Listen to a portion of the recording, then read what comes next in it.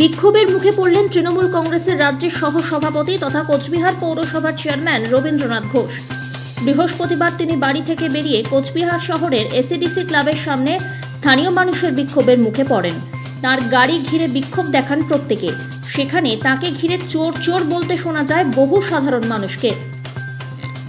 জানা গিয়েছে, এদিন রবীন্দ্রনাথ ঘোষ বাড়ি থেকে বেরিয়ে ক্লাবের পাশ দিয়ে যাচ্ছিলেন। সেই সময় স্থানীয় বেশ কয়েকজন তার গাড়ি আটক করে। গাড়ি থেকে নেমে পড়তেই স্থানীয়রা 1 বছর এলাকার কোনো উন্নয়ন করেননি বলে বিক্ষোভ দেখাতে থাকেন।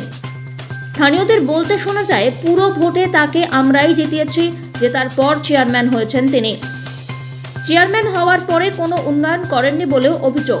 সেখানে তাকে ঘিরে চোর স্লোগান তোলেন স্থানীয়রা, যা ঘিরে রীতিমতো উত্তপ্ত গোটা পরিস্থিতি।